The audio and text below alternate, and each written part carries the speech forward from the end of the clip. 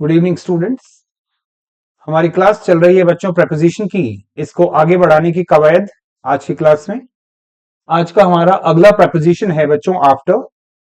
अगर हम आफ्टर को समझने की कोशिश करते हैं तो इसको हम कहते हैं पीछे और बाद में।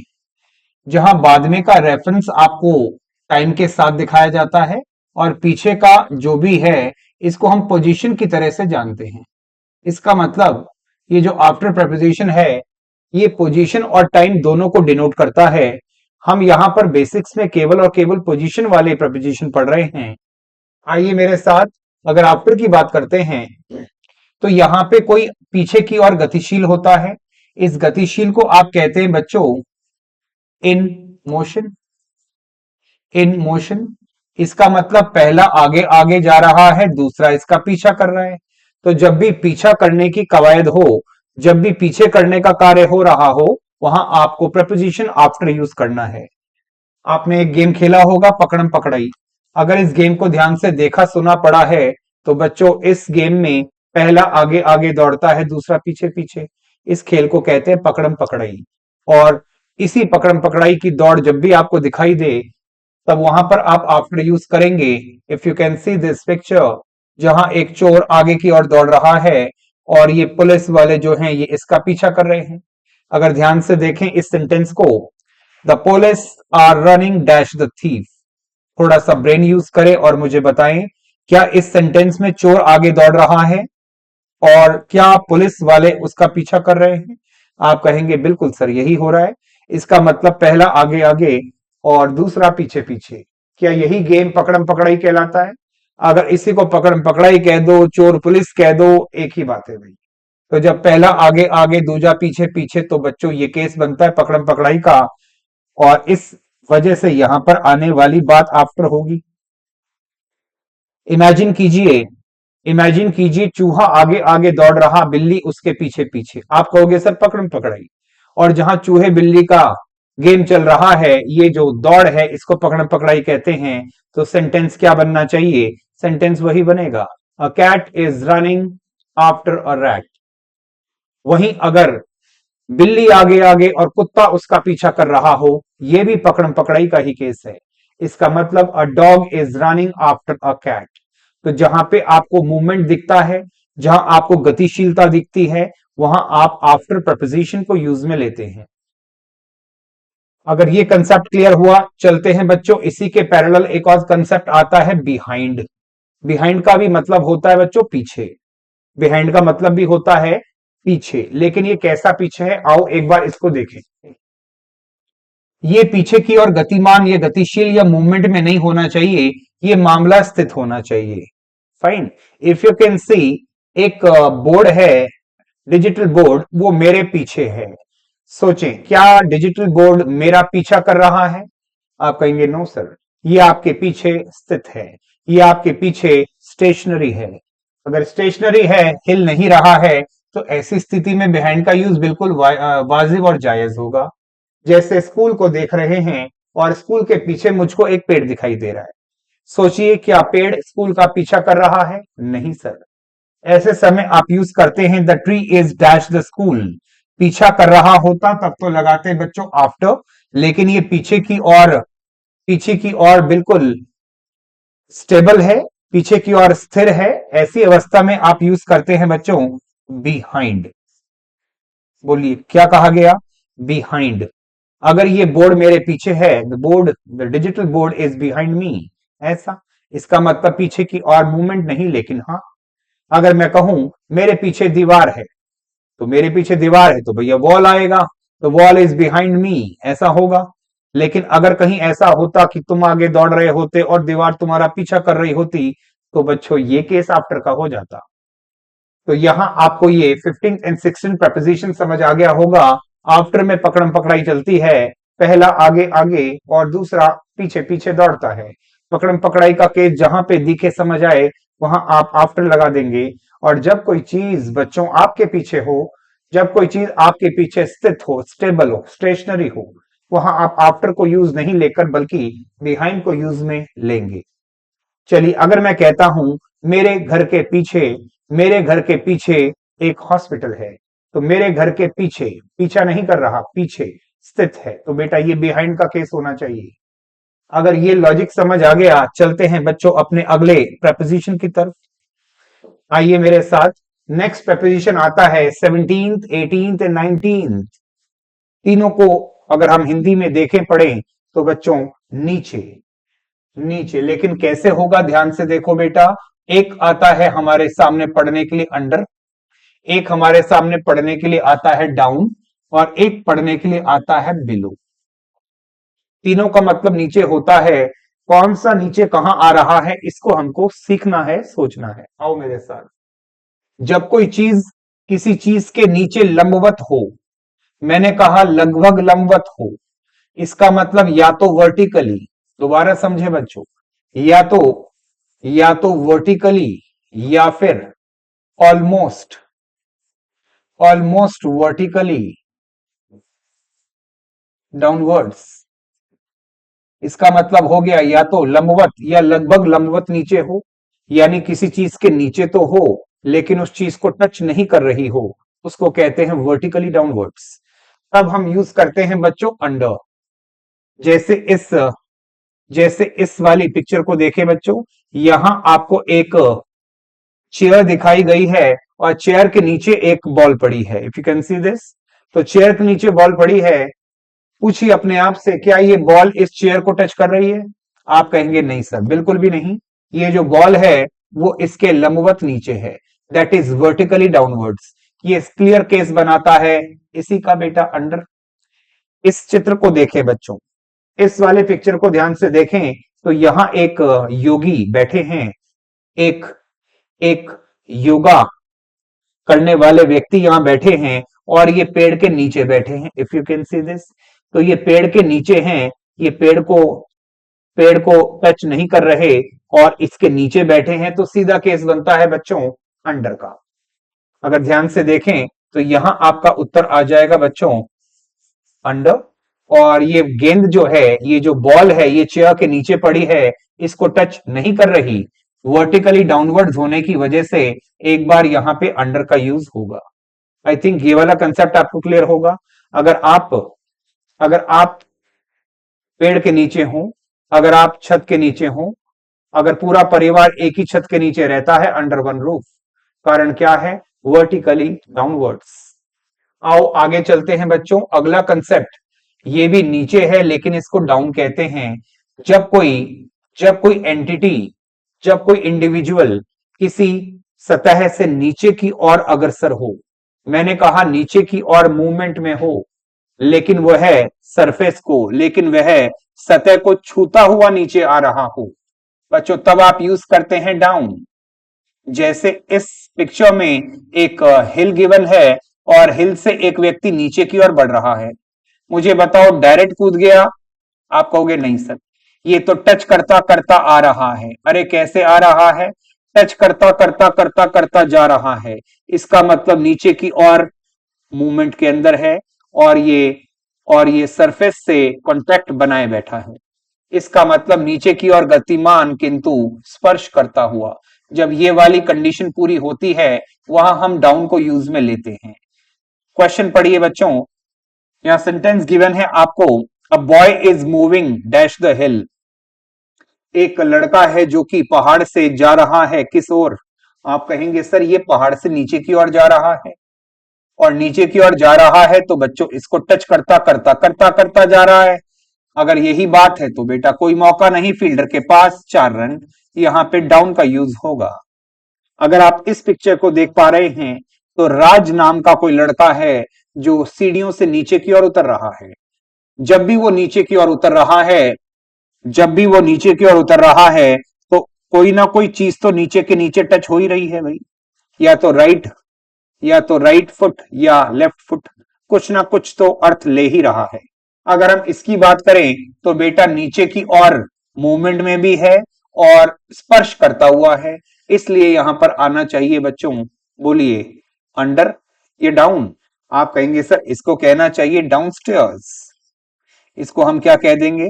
डाउनस्टेयर्स। इसका मतलब नीचे की ओर गतिशील किंतु स्पर्श करता हुआ। बच्चों इमेजिन कीजिए एक रस्सी लटक रही है और कोई कमांडो है जो उस रस्सी के सहारे नीचे की ओर आ रहा है, कैसे आएगा? क्या डायरेक्ट कूद के आएगा या उसको पकड़ता हुआ टच करता करता करता करता नीचे आएगा? आप कहेंगे एग्जैक्टली सर ऐसा ही होगा। वो कमांडो जो है वो जो कमांडो है वो कमांडो टच करता हुआ नीचे की ओर आएगा। और ऐसी सूरत में बच्चों हम क्या यूज करेंगे? ऐसी सूरत में हम डाउन को यूज ले लेंगे। Is the point clear? हो सकता है किसी पेड़ के तने की बात करूं, किसी पेड़ के तने से कोई सांप उसको लहराता हुआ नीचे की ओर आ रहा है तो भाई सब टच करता हुआ आ रहा है, तो नीचे की ओर गतिशीलता भी दिख रही है और और सतह से स्पर्श भी दिख रहा है। जब ये दोनों शर्तें पूरी हो तो ये अंडर का नहीं बच्चों, ये डाउन का केस लगता है। तो यहां पे डाउन आ गया, इसमें कोई दिक्कत नहीं होनी चाहिए। चलिए आते हैं बिलो। जो बिलो होता है बच्चों ये होता है नीचे, लेकिन कैसे नीचे? या तो आपसे लेवल में नीचे, या तो लेवल में नीचे या किसी पोस्ट डेजिग्नेशन में छोटा, या तो लेवल में नीचे या किसी पोस्ट डेजिग्नेशन रैंक में नीचे। देखिए बच्चों, प्रिंसिपल और टीचर अगर हम ध्यान से देखें तो जो टीचर होते हैं वो प्रिंसिपल से लेवल डाउन होते हैं, उनसे स्टेटस में डाउन होते हैं, उनसे पद में छोटे होते हैं। अगर टीचर प्रिंसिपल से पद में छोटे होते हैं और teacher is dash the principal, तो बच्चों ये पद में छोटेपन की बात है। इसका मतलब होता है lower in rank, lower in rank oblique level, oblique level. तो जब कोई चीज पद में या स्तर में छोटी हो वहां आप यूज करते हैं बच्चों बिलो। क्या यूज करना है? बिलो। अगर ध्यान से देखें, एक अध्यापक जो होते हैं वो प्रधानाचार्य से पद में छोटे होते हैं। अरे टेक्निकली ये बात सही है, तो ऐसे समय आपको यहां पे लगाना होगा, बोलो भाई, अबव राजा या बिलो रानी? तो आप कहेंगे सर ये क्वेश्चन तो बिलो रानी का बनता है, यहाँ बिलो आ गया। नेक्स्ट देखिए, ऑफिसर और क्लर्क। मेरे हिसाब से एक तो अधिकारी है और एक है लिपिक। लिपिक इतना नहीं चलता जितना बाबू बोला जाता है। चलिए, जो बाबू होता है, जो लिपिक होता है, वो अधिकारी से पद में छोटा होता है, अधिकारी से पद में छोटा होता है। इसका मतलब जो क्लर्क होता है, जो क्लर्क होता है वो एक अधिकारी से पद में छोटा होता है और लोअर इन रैंक की वजह से बच्चों यहां पर आ जाएगा बिलो, यहां आ जाएगा बिलो। चाहे वह रैंक या लेवल में छोटा हो या किसी भी चीज का लेवल हो सकता है, हो सकता है किसी डैम के अंदर, किसी बांध के अंदर पानी काफी हुआ करता था, लेकिन क्या बताएं भाई साहब, इस बार बारिश नहीं हुई। और बारिश नहीं हुई इसीलिए पिछले साल के कंपैरिजन में इस बार का जो वाटर टेबल है वो काफी नीचे चला गया। आप कहेंगे सर लेवल पहले तो ये होता था, अब लेवल डाउन हो गया है। अगर लेवल में गिरावट आई है, अगर लेवल डाउन गया है, तो बच्चों यहां पर स्तर में नीचे आ गया और यहां यूज करेंगे आप बिलो। तो इन तीनों को हम नीचे कहते हैं। कौन सा नीचे कब आएगा, इसके लिए आपके लॉजिक्स फंडामेंटल्स पूरे क्लियर होने चाहिए। आ जाइए एक बार जल्दी से इसको रिकैपिचुलेट करते हैं बच्चों। अंडर तब आता है जब कोई चीज नीचे हो और ऊपर वाली सतह को टच नहीं कर रही हो, इसी को कहते हैं वर्टिकली डाउनवर्ड्स। क्या कहते हैं? Vertically downwards. बिल्कुल ठीक नीचे भी हो सकता है, लगभग नीचे भी हो सकता है। वर्टिकली डाउनवर्ड्स होने के लिए बच्चों यूज करना है आपको, बोलो क्या? अंडर। जब कोई नीचे की ओर मूवमेंट को शो कर रहा हो लेकिन सतह से भी स्पर्श बनाए बैठा हो, तब वहां आप यूज करते हैं बच्चों डाउन। जब कोई आपसे या तो पद में या तो स्तर में या तो पोजीशन या पोस्ट में या किसी लेवल में डाउन चला गया, तो ऐसी जगह आप यूज करते हैं बच्चों बिलो। एक बार इन सारे क्वेश्चंस को देख लो, फिर हम चलते हैं इससे अगले कंसेप्ट में। Take you time.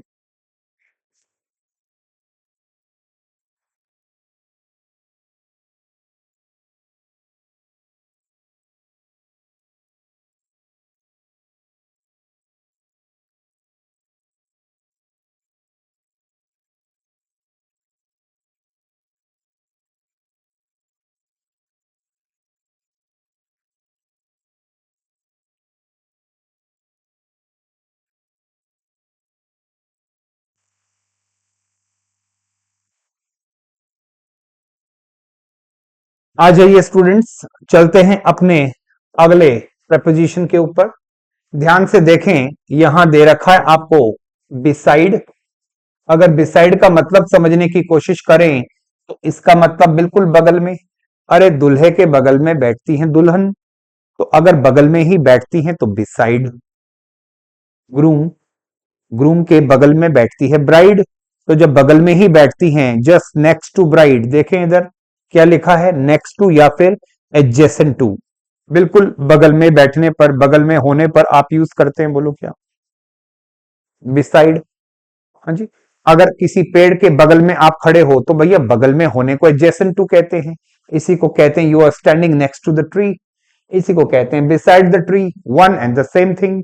तो बिसाइड का मतलब होता है बिल्कुल एडजेसेंट, जॉइनिंग।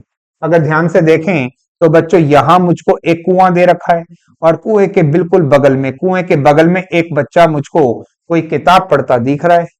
कोई पुराने जमाने का बच्चा है जो मोबाइल से खबरदार नहीं, इसलिए वो अभी भी बेचारा किताबें ही पढ़ रहा है। हाँ जी।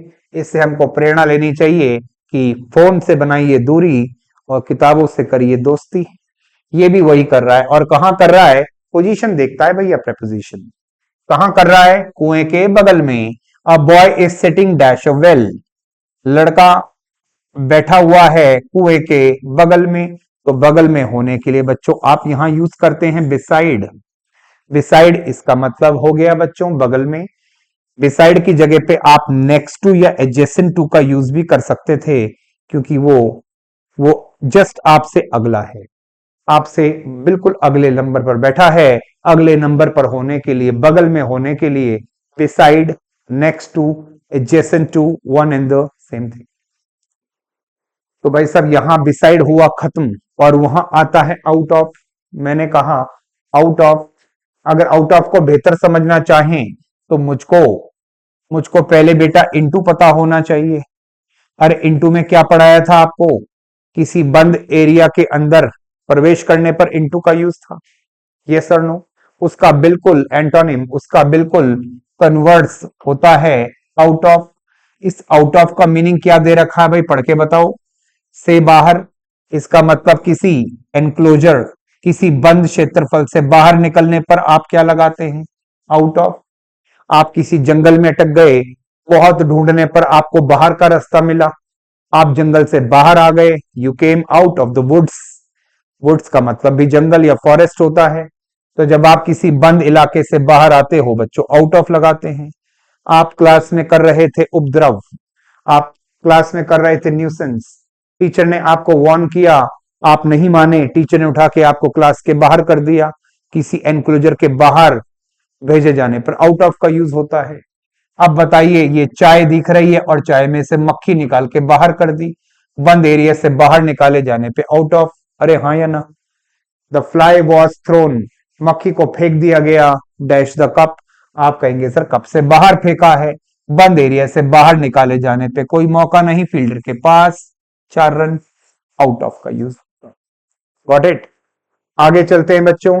क्लासरूम में से कुछ बच्चे बाहर आ गए, जब ये किसी बंद एरिया से बाहर आए हैं तो बेटा यहां पर आउट ऑफ का यूज होगा। Students came dash the classroom, इसका मतलब विद्यार्थी आ गए हैं कक्षा से बाहर, और यहां यहां आउट ऑफ का यूज देखा जा रहा है, आउट ऑफ का यूज देखा जा रहा है। अब कोई किसी भी जगह से बाहर आ सकता है, मम्मा किचन से बाहर आ गई, बेटा आउट ऑफ का यूज होगा, आउट ऑफ का यूज होगा। कोई फॉरेस्ट से बाहर आ गया, आउट ऑफ का यूज होगा। कोई किसी रूम से, एनक्लोजर से बाहर आ गया, आउट ऑफ का यूज होगा। कोई पैरट है जो केज, पिंजरे से बाहर आ गया, आउट ऑफ का यूज होगा। कोई भी चीज जो आप बंद क्षेत्रफल से, एनक्लोजर से बाहर की ओर जाएंगे, आउट ऑफ का यूज होगा। भाई इनडिसिप्लिन स्टूडेंट्स को, इनडिसिप्लिन स्टूडेंट्स को टीचर ने बाहर का रास्ता दिखा दिया, यानी क्लासरूम से बाहर खदेड़े गए, इसका मतलब आउट ऑफ का यूज हो गया बच्चों।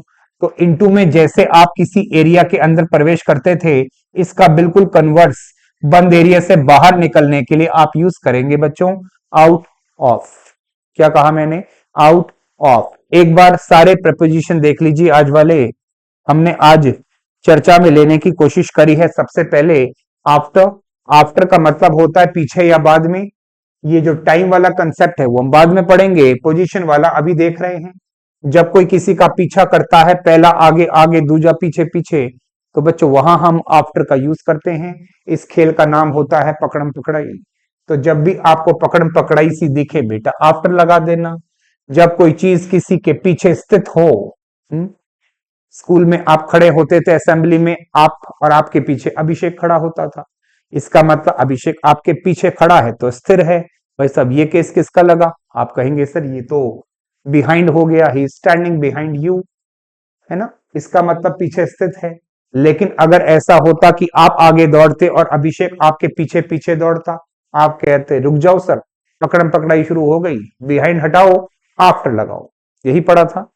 आगे आइए भाई, आगे आ जाओ भाई। यहां दे रखा है अंडर, डाउन एंड बिलो, तीनों का मतलब नीचे होता है, लेकिन कौन सा नीचे कब यूज करना है that you have to C.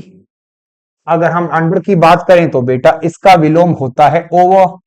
Over में कोई चीज आपके सिर के वर्टिकली अपवर्ड्स होती थी लेकिन आपको टच नहीं करती थी, बस उसका उल्टा। कोई चीज आपसे नीचे है लेकिन आपको टच नहीं कर रही है, उसको कहते हैं वर्टिकली डाउनवर्ड्स। किसी टेबल के नीचे कुत्ता बैठा हुआ है तो भाई साहब उसके नीचे है लेकिन उसको टच तो नहीं कर रहा है, तो वर्टिकली डाउनवर्ड्स होने पर आप अंडर का यूज में लेते हैं। ये बाबा योगा कर रहे हैं और पेड़ के नीचे कर रहे हैं, इसका मतलब वर्टिकली डाउनवर्ड्स, बेटा अंडर का यूज होता। इधर देखो डाउन, डाउन को यूज कब करते हैं? जब कोई नीचे की ओर गतिशील हो, यानी नीचे की ओर मूव कर रहा हो लेकिन वह सरफेस को टच करता करता करता करता बढ़ रहा हो, तो वहां हम यूज करते हैं बच्चों डाउन। ये डाउन स्टेयर्स होता है बच्चों क्योंकि ये नीचे आ रहा है। अब चाहे चल के आ रहा हो, चाहे लुढ़कता हुआ आ रहा हो, चाहे फिसलता हुआ आ रहा हो, कैसे भी आ रहा है भाई साहब टच तो कर रहा है। यहां आप लगाते हैं बच्चों डाउन। अरे हाँ या ना? अब ये भाग के आए, चाहे वो स्लाइड करता हुआ आए, स्कीइंग से आए, कैसे भी आए, भाई साहब आएगा क्या चीज? आप कहोगे डाउन। नेक्स्ट आता है बिलो। बिलो का यूज तब करते हैं जब कोई आपसे या तो पोस्ट में, पोजीशन में, रैंक में, डेजिग्नेशन में छोटे हो, पहला। दूसरा, कोई चीज का लेवल पहले के मुकाबले अब थोड़ा डाउन चला गया, तो जब लेवल डाउन होता है वहां भी आप बिलो रानी लगाते हैं। यहां अबव राजा नहीं आता है, ठीक है। तो जैसे अंडर का उल्टा ओवर होता है, डाउन का उल्टा अप होता है, बिलो का उल्टा अबव होता है। एक बार प्लेलिस्ट में जाकर आप हमारे प्रेपोजिशन की डे 1 से लेके अब तक की सारी क्लासेस को देख लीजिएगा, क्योंकि वहां पे हम ओवर, वहां पे हम अप और वहां पे हम अबव पढ़ चुके हैं। उनको पढ़ के जब आप इसको पढ़ेंगे जस्ट कन्वर्ट्स, बिल्कुल ऑपोजिट, तो आपको मामले बहुत अच्छे से समझ आएंगे। आप इनको कंपेयर कर पाएंगे व्हेन यू जक्सटापोज द थिंग्स। चलते हैं अगले प्रेपोजिशन को रिकैपिचुलेट करते हैं बच्चों। यहां आता है बी साइड। बी साइड का मतलब होता है बाय द साइड, आपके बिल्कुल बगल में। जैसे रामचंद्र जी के बगल में सीता जी खड़ी हैं, बी साइड आएगा। वर के बगल में वधु बैठी हैं, ब्राइड ग्रूम के बगल में ब्राइड बैठी हैं, भाई सब बिसाइड का केस होता है। इसी बिसाइड को नेक्स्ट टू या adjacent to, by the side कह सकते हैं, बिल्कुल बगल में। नेक्स्ट आता है आउट ऑफ। ये बेटा इनटू का बिल्कुल कन्वर्स होता है, जस्ट ऑपोजिट। इनटू में आप किसी एनक्लोजर के अंदर प्रवेश करते थे और आउट ऑफ में किसी जगह से बाहर निकाले जाते हो। अरे हाँ या ना? मैं कहूं कि किसी अपराधी ने अपनी जेब में से चाकू निकाल लिया, तो जेब से चाकू बाहर आया है सर, बंद एरिया से बाहर आने के लिए आउट ऑफ का यूज बिल्कुल सही है। बोलो हाँ या ना? हस्ताक्षर करने के लिए मैंने अपनी जेब में से पेन निकाल लिया, तो जब आप जेब से, पॉकेट से पेन को बाहर निकालते हैं, आउट ऑफ का यूज। और अगर किसी को आप किसी पेन या किसी स्टाइलस को इसमें रखते हैं तो बेटा रखने के लिए इनटू आता है और बाहर निकालने के लिए आउट ऑफ का यूज देखा गया। तो क्लासरूम से बच्चे बाहर आते दिख रहे हैं, बेटा ये आउट ऑफ हो गया। अगर किसी कार में से कोई बाहर निकल रहा है तो आउट ऑफ द कार, कोई उसके अंदर जा रहा है तो भाई साहब इनटू द कार, कोई पहले से कार में बैठा है तो साई इन द कार, पहले से अंदर है तो इन, अंदर प्रवेश कर रहा हो तो इनटू, और बंद एरिया से बाहर निकल रहा है तो आउट ऑफ। ये हमारे आज के प्रेपोजिशन थे जिनको हमने बिल्कुल बेसिक्स से बेसिक से इंट्रोड्यूस करने की कोशिश करी है और अपनी आने वाली क्लासेस में हम इसी बेसिक्स को आगे बढ़ाकर एडवांस्ड लेवल पर लेकर चलेंगे। एक बार सारी प्लेलिस्ट में प्रेपोजिशन के सारे वीडियोस को देख लेना। All the videos are actually very very important, जिनको हमने बेसिक्स से स्टार्ट किया है और इस लेवल तक लाए हैं। Is the point clear? चलिए बच्चों, कंसिस्टेंसी बनाए रखें, हार्ड वर्क करते रहें और रिजल्ट्स की उम्मीद आपसे बहुत जल्दी हम लोग करेंगे। तब तक के लिए शुभ रात्रि।